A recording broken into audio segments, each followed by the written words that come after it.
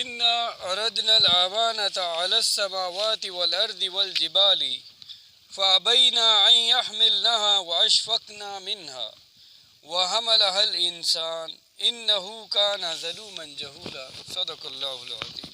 إنا عرضنا الأمانة، ہم نے اس امانت کو پیش کیا آسمان پر، علی السماوات والارض اور زمین پر، والجبال اور پہاڑوں پر، ہم نے اس امانت کو پیش کیا۔ فابینا ان یحملنها، تو ان سب نے انکار کر دیا اس کے اٹھانے سے، اس امانت کو اٹھانے سے۔ واشفقنا منها، اور وہ اس سے ڈر گئے۔ وحملها الانسان، اور انسان نے اسے اٹھا لیا اس امانت کو۔ انه كان ظلوما جهولا، یقیناً وہ بڑا ظالم اور نادان تھا۔ انسان نے ایک بڑی بھاری ذمہ داری قبول کر کے دراصل اپنے اوپر ظلم کیا اور نادانی کا ثبوت دیا۔ وہ کون سی ذمہ داری ہے جس کی طرف اشارہ ہے؟ اتنی بڑی ذمہ داری جو انسان نے اٹھائی ہے، جس امانت کا یہاں ذکر ہوا، انا عرضنا الامانۃ، ڈاکٹر صاحب فرماتے ہیں، ڈاکٹر صاحب رحمۃ اللہ علیہ، کہ میرے نزدیک وہ امانت انسان کی روح ہے، وہ امانت انسان کی روح ہے جو اللہ کی طرف سے اس کے جسد خاکی میں رکھی گئی ہے، اور یہی وہ امانت ہے جس کی بنا پر انسان کا احتساب ہوگا۔ اب کون ہے جو اس کے روح کے وہ جو تقاضے وہ ادا کرتا ہے؟ اس روح کی وجہ سے انسان مسجود ملائکہ، اس روح کی وجہ سے انسان کو منصب خلافت ملا ہے، اس روح کی وجہ سے انسان کو منصب خلافت ملا ہے۔ تو اب جو اس روح کے تقاضے ادا کرے گا اس کے لیے فروح وریحان وجنت نعیم، اسے نوازا جائے گا راحت اور خوشبو اور نعمت کے باغوں سے، اس کی ضیافت ہوگی۔ جو یہ تقاضے، یعنی کہ جو بندگی رب کے تقاضے، جو اللہ کا، کیونکہ انسان کو خلافت اس روح کی وجہ سے ملی ہے، تو جو خلیفۃ اللہ فی الارض، جو اللہ کا خلیفہ جو ریپرزنٹیٹیو، جو نمائندہ، وہ اللہ کے احکامات کو دھرتی پہ نافذ کرے گا۔ تو جو یہ تقاضے ادا کرے گا اللہ کی بندگی کے، اس روح کے تقاضے، تو اس کے لیے پھر جنت اور نعمتوں کے باغ کی ضیافت۔ اور اس کے برعکس جو انسان اس جسد خاکی کے تقاضوں میں کھو گیا، دنیا پرستی، مادی خواہشات، کھانا پینا، ایٹ ڈرنک اینڈ بی میری، جس کی زندگی کا مقصد یہ ہو گیا، حیوانی خواہشات، تو وہ گویا حیوان بن کے رہ گئے۔ اور ایسے بدقسمت انسان کو فنزل من حمیم و تسلیۃ جہیم، جیسے انجام سے دوچار ہونا پڑے گا۔ وہ کیا انجام ہے؟ فنزل من حمیم، آخرت میں کھولتے ہوئے پانی کی مہمانی، و تسلیۃ جہیم، اور جہنم کے عذاب کی زندگی اس کی منتظر ہوگی۔ تو یہ ہے وہ امانت جو اللہ تعالیٰ نے ہمارے اندر رکھی ہے، وہ روح۔ اب دیکھیں، اس فطرت انسانی کا تعلق روح سے ہے۔ اللہ نے ہمارے اندر جو فطرت رکھی ہے، اس فطرت کا تعلق روح سے۔ تمام انسان فطرت اللہ التی فطر الناس علیہا، تمام انسان اس فطرت پہ پیدا کیے گئے ہیں کہ ان کا خالق، ان کا مالک، ان کا رب، ان کا معبود اور ان کا مطاع حقیقی اللہ کے سوا کوئی نہیں۔ تمام انسان اس فطرت پہ پیدا کیے گئے ہیں۔ تو انسان کو چاہیے کہ اسی فطرت پہ قائم رہے، کسی اور کو اپنا مطاع نہ بنائے، کسی اور کو پیٹرو ڈالر کو اپنا معبود نہ بنا دے، ہائی اسٹینڈرڈ آف لائف کو اپنا معبود نہ بنائے۔ تو اللہ تعالیٰ نے تمام انسان اس فطرت پر پیدا کیے گئے کہ ان کا خالق، معبود، مطاع حقیقی اللہ کے سوا کوئی نہیں ہے۔ اب اس اللہ تعالیٰ فرماتے سورہ یاس، لِيُنذِرَ مَنْ كَانَ حَيًّا وَيَحِقَّ الْقَوْلُ عَلَى الْكَافِرِينَ، تاکہ وہ خبردار کر دے تاکہ وہ خبردار کرے اسے جو زندہ ہو اور کافروں پر قول واضح ہو جائے۔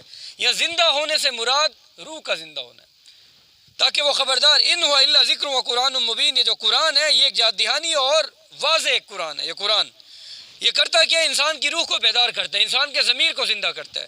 لِيُنذِرَ مَنْ كَانَ حَيًّا وَيَحِقَّ الْقَوْلُ عَلَى الْكَافِرِينَ، تاکہ وہ خبردار کرے اسے جو زندہ ہو۔ یا زندہ سے مراد روح کا زندہ ہونا ہے، یعنی کہ قرآن سے استفادہ وہی حاصل انسان کرے گا جس کی روح زندہ ہوگی، وہ انسان اس قرآن سے استفادہ حاصل کرے گا۔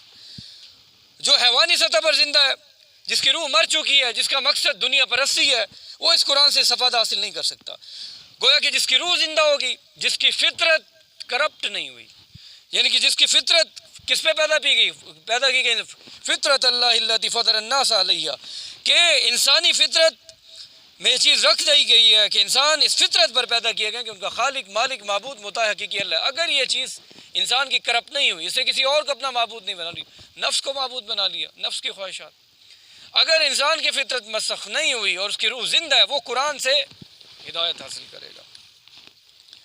قرآن سننے سے روح بیدار ہوتی ہے، اور روح جب بیدار ہو جائے تو انسان کو اپنی منزل آسمانوں میں نظر آتی ہے، اور روح مردہ ہو جائے تو انسان حیوان بن جاتا ہے۔ ڈاروین تو روح کو نہیں مانتا تھا نا، تو وہ ڈاروین زیادہ حیوان ایک بن جائے گا۔ ڈاروین کل انسان کو حیوان ہی کنسیڈر کرتا ہے، روح کو نہیں مانتا تھا۔ تو وہ تو جس چیز کو وہ حیوان کہہ رہا ہے وہ حیوانی وجود ہے اصل میں ڈاروین، اور جو وہ روح ہے اس کا تو اسے ادراک ہی نہیں تھا۔ تو وہ انسان پھر ڈاروین زیادہ حیوان بن جائے گا جس کی روح مر چکی ہے۔ تو روح بیدار ہو جائے تو انسان کو خالق کے کائنات کی معرفت کا حصول، یہ اس انسان کا مطمع نظر بن جاتا ہے جس کی روح بیدار ہو۔ خالق کے کائنات کی معرفت یہ اس کا مطمع، اور انسان اپنے آپ کو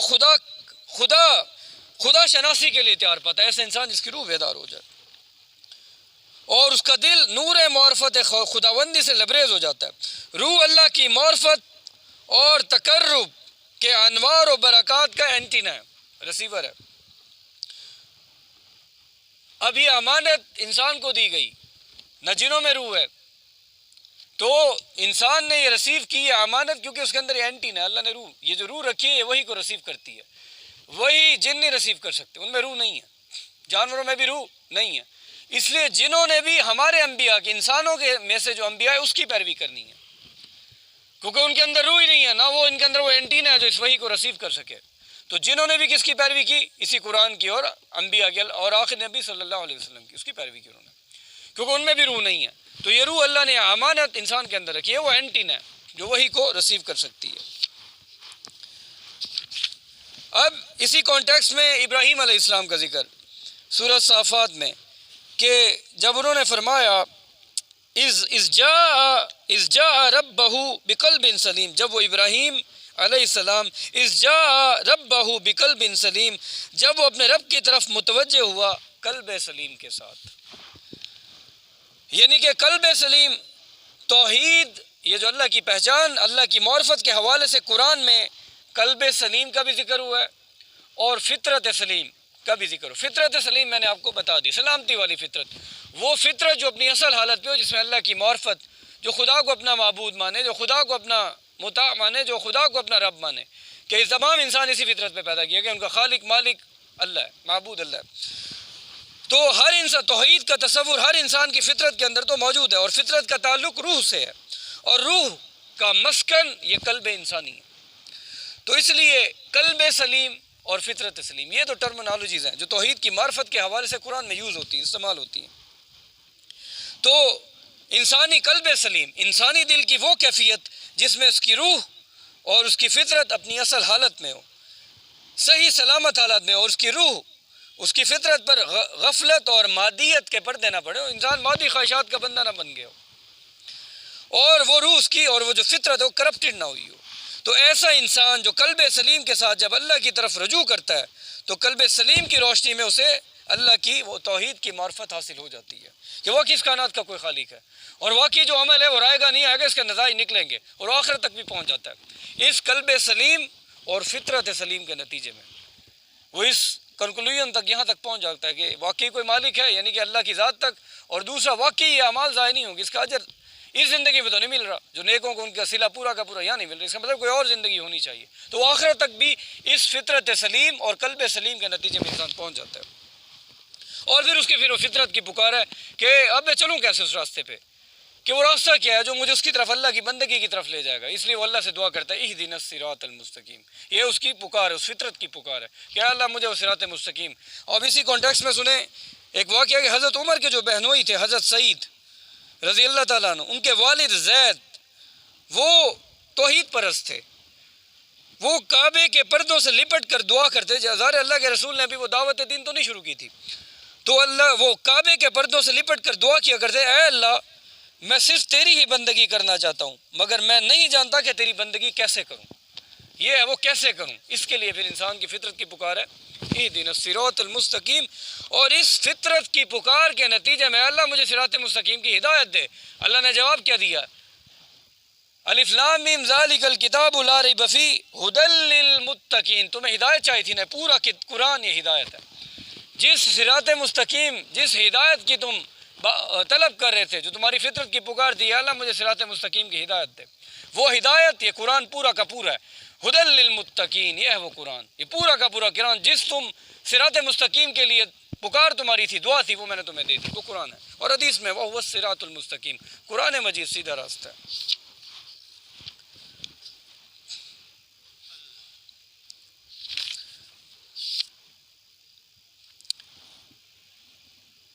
اللہ تعالیٰ نے ابراہیم علیہ السلام کو دو بیٹوں سے، اسماعیل علیہ السلام اور اسحاق علیہ السلام، دو سے نوازا۔ اب جو اسماعیل علیہ السلام، ان کے بارے میں اللہ تعالیٰ قرآن مجید میں فرماتا ہے فَبَشَّرْنَاهُ بِغُلَامٍ حَلِيمٍ، ہم نے اسے بشارت دی ایک تحمل والے لڑکے کی، حلیم التبا، تحمل والا۔ اس سے بڑا تحمل کیا ہو سکتا ہے کہ باپ بیٹے کی قربانی کے لیے تیار ہوگا اور بیٹا اپنی گردن کٹانے کے لیے تیار ہوگا، اس سے بڑا کوئی تحمل ہو سکتا ہے؟ تو اللہ تعالیٰ قرآن مجید میں اسماعیل علیہ السلام کے بارے میں فرماتے ہیں کہ فَبَشَّرْنَاهُ بِغُلَامٍ حَلِيمٍ، تحمل والا، حلم والا، حلیم التبا۔ اور پھر حضرت ان کی اسماعیل علیہ السلام کی نسل سے یہ بعثت محمد اسلام، آپ ان کی نظام جو اہل عرب ہے بنی اسماعیل میں سے ہیں۔ اسی طرح اسحاق علیہ السلام کے بارے میں اللہ تعالیٰ ان کے بارے میں فرماتے ہیں اسحاق غلام حلیم، سورہ الحجر میں غلام علیم، وہ حلیم تھے، یہ علیم اسحاق علیہ السلام، غلام علیم، یعنی کہ اسحاق علم میں زیادہ تھے علیہ السلام، اور وہ علم میں زیادہ تھے، اور ان سے پھر آگے بنی اسرائیل وہ سلسلہ چلا، بنی اسرائیل، اور ان سے اسماعیل علیہ السلام سے نبی اکرم صلی اللہ علیہ وسلم، یہ بنی اسماعیل، اور وہاں سے بنی اسرائیل، یہ دو سلسلے ہیں۔ اب نبی اور رسول کا ایک فرق، اس کو سمجھ لیں۔ اللہ تعالیٰ سورہ صافات میں آیت 171 میں فرماتے ہیں انہم لمنصورون، کہ ان کی لازماً مدد کی جائے گی، ان رسولوں کی لازماً مدد کی جائے گی۔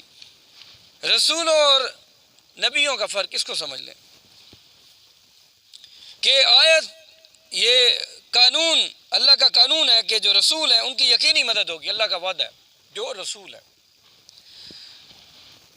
ایک نبی کے لیے لازم نہیں تھا کہ اللہ اس کے لیے مدد، اللہ کی طرف سے اس کے لیے ضرور مدد آتی، نبی کے لیے لازم نہیں تھا، اور اسے ہر صورت غلبہ عطا کر دیا جاتا، یہ نبی کے لیے لازم نہیں تھا، بلکہ نبیوں کو تو قتل بھی کیا جاتا رہا ہے، جیسے حضرت زکریا علیہ السلام، حضرت یحییٰ علیہ السلام، نبیوں کو قتل بھی کیا جاتا رہا۔ لیکن رسولوں کے بارے میں یہ بات طے تھی کہ وہ نہ تو قتل ہوں گے اور نہ ہی مغلوب ہوں گے، جیسے عیسیٰ علیہ السلام کا رفع آسمانی ہو گئے، موسیٰ علیہ السلام رسول تھے، اللہ تعالیٰ نے وہ فرعون وہ غرق کر دیا اس کو سمندر میں، فرعون کو۔ چنانچہ جیسے کسی رسول اب رسول کی بات ہو رہی ہے، انبیاء کو تو قتل بھی کر دیا جاتا ہے، جیسے ہی کسی رسول کے مخالفین اس پر غالب آنے کی کوشش کرتے اور رسول کو مغلوب ہونے کا امکان پیدا ہوتا، اللہ کی فیصلہ کن مدد آ جاتی اور اس کے بعد رسول اور اس کے ساتھیوں کو بچا، جیسے موسیٰ علیہ السلام کی مثال سامنے، اور ان کے مخالفین کو تباہ کر دیا جاتا۔ تو یہ ہے وہ آیت انہم لمنصورون، کہ رسولوں کی ضرور مدد کی جائے گی۔ رسول اور نبی کا ایک اور فرق بھی سمجھ لیں، دیکھیں سی ایس پی کا کاڈر ہوتا ہے، جس نے سی ایس پی کا ایگزام پاس کیا وہ اس کاڈر میں آ گئے سی ایس پی کے۔ اب یہ انبیاء کا یہ معاملہ ہے کہ اللہ تعالیٰ نے انبیاء کو وہ یہ اپنی تعلیمات دے کے بھیجا اور وہ اللہ کی طرف سے بھیج دیے گئے، لیکن رسول کیا ہوتا ہے، جیسے سی ایس پی کے کاڈر میں، اب جن کی ایگزام پاس کیا وہ کاڈر میں آ گئے، وہ سی ایس پی آفیسر تو ہیں، لیکن جب انہیں اختیارات دے کے ڈی سی کے عہدے پہ بٹھا دیا گیا، اب اس کو ایک سیٹ اور اختیارات کے ساتھ بھیج دیا گیا۔ رسول میں یہ چیز ہوتی ہے کہ اس کو ایک قوم کی طرف مبعوث کیا جاتا ہے، ود اتھارٹی اس کو مبعوث کر دیا جاتا ہے، اب تم اس قوم کی طرف تمہیں بھیجے گیا، اور پھر اس قوم پہ اس رسول کی اطاعت واجب ہوتی ہے۔ اب حضرت یوسف علیہ السلام نبی تھے، کوئی ان کے نہ کوئی شریعت تھی، ان کے بادشاہ کا وہ دین تھا، دین الملک، اس کے انڈر کام کر رہے تھے، ایک سیکٹری آف دا اسٹیٹ اس کی حیثیت سے کام کر، دیٹس اٹ، یوسف علیہ السلام۔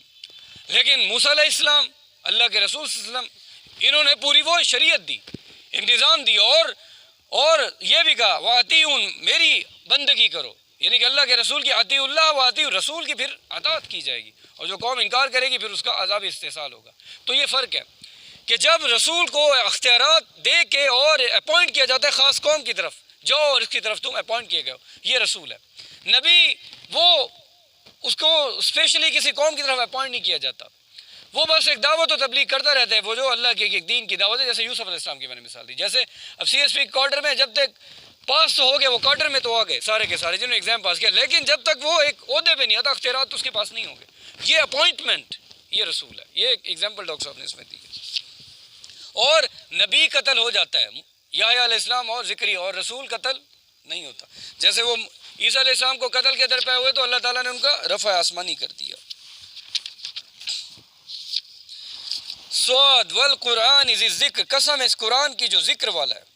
یہ ذکر کے میں نے یاد دہانی، قرآن ریمائنڈر ہے، یاد دہانی ہے کہ روح میں جو اللہ کی پہچان پہلے سے موجود ہے وہ حقائق، تو قرآن اس کی یاد دہانی کراتا ہے کیونکہ اس کا تعلق بھی عالم امر سے اور روح کا بھی. اب داؤد علیہ السلام کا واقعہ آ رہا ہے اس میں ہمارے سامنے کہ ان کی بہت سی بیویاں تھیں داؤد علیہ السلام کی. اس کے باوجود آپ کے دل میں ایک ایسی عورت کی نکاح کی رغبت یا خواہش پیدا ہوئی جو کسی دوسرے شخص کے نکاح میں تھی. تو بس خیال آنا تھا کہ اللہ نے آپ کو متنبع فرمایا داؤد علیہ السلام کو، اور روکنے کی ایک صورت پیدا فرما دی. تو اللہ تعالیٰ قرآن مجید میں فرماتے ہیں کیا آئی آپ کے پاس خبر جھگڑنے والوں کی، اذ تصور المحراب، جب وہ دیوار پھلانگ کے محراب میں داخل ہو گئے. کیا آپ کے پاس خبر آئی جھگڑنے والوں کی؟ اب یہ ایک مقدمہ تھا دو دعوے داروں کے درمیان، فیصلے کے لیے وہ آپ کے سامنے آ گئے. ان میں سے ایک مدعی تھا، اس نے مقدمہ کس طرح پیش کیا وہ سن لیں کہ یہ میرا بھائی ہے، لہو 99 نعجۃ ولی نعجۃ واحدہ، اس کے پاس 99 دمبیاں ہیں اور میری ایک دمبی ہے. وہ اصل میں ان بیویوں کی طرف اشارہ تھا. تو اب یہ کہتا ہے کہ وہ بھی میرے حوالے کر دو. یہ اب مقدمہ ان کے پاس لے آ گیا حضرت داؤد علیہ السلام کے پاس. حضرت داؤد سمجھ گئے کہ ان دو اشخاص کا ان کے پاس آنا اور مقدمہ پہ یہ اللہ کی طرف سے، یہ مقدمہ پیش کرنا اللہ کی طرف سے. وہ ان کے دین میں وہ جو خیال آیا تھا کہ ایک عورت جو اس کے نکاح میں تھی اور یہ ان کے دل میں رغبت پیدا ہوئی، حالانکہ ان کی آلریڈی بیویاں تھیں. تو اللہ تعالیٰ نے بہرحال متنبع فرمایا انہیں ساری صورتحال سے، اور اس سے ثابت ہوتا کہ انبیاء انسان تھے، ان کے بھی بشری تقاضے ان کی شخصیات میں موجود تھے، لیکن اس کے باوجود وہ معصوم عن الخطا تھے.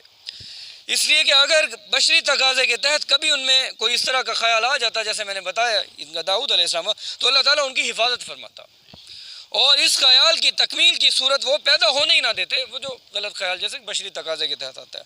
اور اسی کا نام ہے عصمت انبیاء. یا داؤد انا جعلناک خلیفۃ فی الارض فاحکم بین الناس بالحق ولا تتبع الہوی فیضلک عن سبیل اللہ. یا داؤد، ہم نے کہا ہے داؤد علیہ السلام، انا جعلناک خلیفۃ، ہم نے تمہیں we have established you as a caliph on the earth، ہم نے تمہیں خلیفہ بنایا. خلیفہ کی ڈیفینیشن یہاں آ رہی ہے فاحکم بین الناس بالحق، establish a government on the basis of الحق. کیا یہ الحق برطانوی پارلیمنٹ سے آ سکتا ہے جس نے 2012 میں ہم جنس پرستی کا ایکٹ پاس کیا ہے؟ کیا آ سکتا ہے الحق وہاں سے؟ کیا یہ حق امریکن کانگریس سے آ سکتا ہے جو دنیا ہیروشیما جس نے اڑا دی ہے نیوکلیر بم سے؟ کیا یہ الحق وہاں سے آ سکتا ہے؟ فاحکم بین الناس بالحق، ایسی گورنمنٹ اسٹیبلش کرو آن the basis of ul Haq, truth, حق پہ. حق تو اللہ کی ذات ہے، اس کا رسول ہے، یہ دین ہے، دین الحق. تو حق تو یہاں سے ملے گا. تو یہ اس میں بتایا گیا کہ فاحکم بین الناس بالحق، تم لوگوں کے درمیان حق کے ساتھ فیصلے کرو. سو خلافت اسٹیٹ وہ ہوگی، خلافت وہ ریاست جس میں خلافت ہوگی، in which the governance will be done on the basis of الحق، حق پہ مبنی، عدل و انصاف پر مبنی قانون سازی ہوگی. پولیٹیکو سوشو اکنامک سسٹم جو ہوگا اس خلافت اسٹیٹ کا، that will be based on justice، وہ عدل و انصاف پر ہوگا. یہ اس کی پہچان ہوگی خلافت اسٹیٹ کی. وَلَا تَتَّبِعِ الْهَوَىٰ، اور اپنی خواہش نفس کی پیروی نہ کرو ورنہ وہ تمہیں اللہ کے راستے سے بھٹکا دے گی. تو خدا نے تم کو زمین میں اپنا نائب، خلیفہ، ریپریزنٹیٹیو، نمائندہ، نائب، اللہ نے تمہیں داؤد علیہ السلام، خدا نے تمہیں زمین میں نائب بنا لی ہے. تفسیر عثمانی مولانا شبیر احمد عثمانی اس کو لکھا ہے. لہٰذا اسی کے حکم پر چلو اور معاملات کے فیصلے عدل و انصاف کے ساتھ شریعت الہی کے موافق کرتے رہو، اور کبھی کسی معاملے میں خواہش نفس کا شائبہ تک نہ آنے پائے، کیونکہ یہ چیز آدمی کو اللہ کی راہ سے بھٹکا دینے والی ہے، اور جب انسان اللہ کی راہ سے بھٹک جائے تو پھر وہ کہیں کا نہیں رہتا. یقیناً وہ لوگ جو اللہ کی راہ سے بھٹک جاتے ہیں تو اللہ کے راستے سے ان کے لیے، جو لوگ اللہ کے راستے سے بھٹک جاتے ہیں اللہ کے راستے سے ان کے لیے بڑا سخت حساب کتاب، پھر انہیں یاد نہیں رہتا. جو بھٹک گئے تو پھر انہیں حساب کتاب یاد نہیں رہے گا اور پھر ان پہ اللہ کی پکڑ ہوگی. تو اگر یہ بات مستحضر ہے کہ اللہ ہر وقت موجود ہے، اللہ ہر وقت انسان ذہن میں رکھے، تو پھر اس کے ذہن میں حساب کتاب بھی رہے گا، تو پھر آدمی کبھی بھی اپنی خواہش نفس پہ نہیں چلے گا، جبکہ خواہش نفس پہ جب انسان چلتا ہے تو اللہ سے غافل ہو جاتا ہے، کیونکہ وہ قرآن وَمَن يَعْشُ عَن ذِكْرِ الرَّحْمَنِ، جو اللہ کے یاد سے غافل ہوگا، ذکر سے، نُقَيِّضْ لَهُ شَيْطَانًا، ہم اس میں شیطان مسلط کر دیتے، جیسے انسان اللہ کی یاد سے غافل ہوا، شیطان اسے مسلط ہو جائے گا اور وہ اسے بھٹکا دے گا اس راستے سے۔ اب یہ قرآن کے بارے میں ایک اور قرآن کی کیا اس کی تاثیر ہے، اس کو ایک سمجھ لیتے ہیں۔ سورۃ صاد آیت نمبر 29، اللہ تعالیٰ فرماتے ہیں ہم نے یہ کتاب، اور یہ کتاب جو ہم نے آپ پہ نازل کی ہے بہت بابرکت ہے، لیدبروا آیاتہ، کہ وہ اس کی آیات پر تدبر کریں، غور و فکر کریں۔ یہ کتاب جو ہم نے آپ پہ نازل کی بڑی بابرکت ہے، لیدبروا آیاتہ، تاکہ وہ اس کی آیات پر تدبر کریں، وَلِيَتَذَكَّرَ أُولُو الْأَلْبَابِ، اور ہوش مند لوگ اس سے سبق حاصل کریں۔ وَلِيَتَذَكَّرَ أُولُو الْأَلْبَابِ، یہ جو اولو الالباب ہیں یہ اس سے سبق حاصل کریں۔ دیکھیں ایک لفظ ہے برکت، برکہ، عربی میں کسی چیز میں سے اس کے خیر کو نکالنے والے فیکٹر، کوئی شے ہے اس کے اندر کوئی خیر ہے، اس کو نکالنا ہے، کوئی ایسی شے جس کے اندر خیر ہے، اب اس خیر کو اس کے اندر سے نکالنا ہے، وہ جو فیکٹر، وہ جو عوامل میں سے کوئی ایک ہوگا، وہ جو فیکٹر ہوگا، وہ جو اس خیر کو نکالے گا، اس کا نام ہے برکت، اس کا نام ہے برکت۔ تو اسی طرح ایک شخص جو انسان ہے، مثال کے اس کے اندر کوئی صلاحیت ہے موجود ہے، اسے پتہ نہیں ہے، وہ صلاحیت غیر فعال ہے، ڈورمنٹ ہے، ان ایکٹیو ہے، اور انسان کو بھی شعور نہیں ہے کہ میرے اندر فلاں صلاحیت ہے، اور نہ ہی وہ اس صلاحیت سے کوئی فائدہ اٹھا رہا ہے، کیونکہ اسے شعور ہی نہیں ہے میرے اندر یہ صلاحیت موجود ہے۔ اور اس کی زندگی میں ہوتا ہے کہ اچانک کوئی ایونٹ ہو جاتا ہے، عموماً لوگ فیلئرز کے بعد سدھر جاتے ہیں، زندگی میں ایسے ہی ہوتا ہے، ہم بھی اسی طرح ہی تھے، فیلئرز آئیں اور سدھر گئے اچانک، تو اچانک اس زندگی میں کوئی ایونٹ آیا، کوئی حادثہ، کوئی واقعہ، یا کسی کی نصیحت آ گئی، تو اس کے نتیجے میں اچانک اس کسی بندے نے اسے احساس دلا دیا، اس ایونٹ کے نتیجے میں اسے یہ احساس ہوا اس کے اندر تو فلاں صلاحیت ہے، اور پھر انسان اس کو استعمال کرنا شروع کر دے اس صلاحیت کو، اس واقعے کے نتیجے میں، اس نصیحت کے نتیجے میں، تو اب وہ اسے جب بروئے کار لانا شروع کر دے گا تو وہ واقعہ، وہ جو عمل گویا اس کے لیے خیر اور برکت کا وہ باعث بن گیا، کیونکہ اسی کے نتیجے میں تو اسے صلاحیت کو یوٹیلائز کرنا شروع کر دیا، تو وہ واقعہ، وہ عمل جو اس کی زندگی میں ہوا، جو بھی ایونٹ ہوا، اب وہ خیر بن گیا اس کے لیے، کہ اس کے نتیجے میں وہ صلاحیت اس پہ منکشف ہوئی اور اسے یوٹیلائز استعمال کرنا شروع کر دیا۔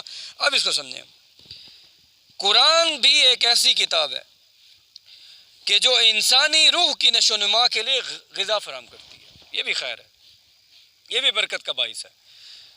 روح کے اندر موجود جو نیکی کا جذبہ جو ڈورمنٹ ہے، غیر فعال ہے، قرآن اسے ایکٹیو کرتا ہے اور انسان کو عمل صالح کی راہ پہ چلنے کے لیے وہ قوت فراہم کرتا ہے۔ یہ قرآن اس لیے خیر اور برکت کا باعث ہے۔ بس 2 منٹ۔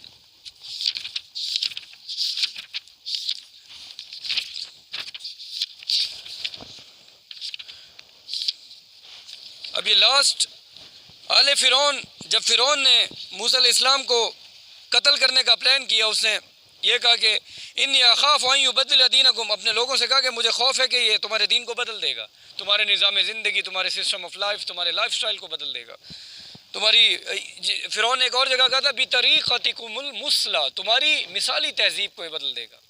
کیا مثالی تہذیب، سویلائزیشن، یہی بش نے 9/11 میں کہا تھا کہ our civilization in under attack, جب طالبان پہ حملہ کیا، اوور سویلائزیشن، ہم نے تو ادارے بلڈ کیے لوگوں کو، بڑے بڑے انسٹیٹیوشنز دیے، یہ پارلیمنٹ کا ادارہ، یہ عدلیہ کا، اور ہم نے مساوات مرد و زن کریٹ کیا، نتیجہ تو سامنے ہے، خاندانی نظام کا۔ خیر ہم نے اتنا کچھ دنیا کو دیا، ہماری ایک تہذیب ہے آئیڈیل سویلائزیشن، جیسے فرعون نے کہا بطریقتکم المثلی، آئیڈیل سویلائزیشن، تو فرعون نے بھی کہا تھا یہ ہماری تہذیب کا دشمن ہے، جیسے طالبان کے بارے میں بش نے کہا تھا، تو یہ ہماری تہذیب کے دشمن ہے، آئیڈیل سویلائزیشن کے، یہ ہمارے دشمن ہے۔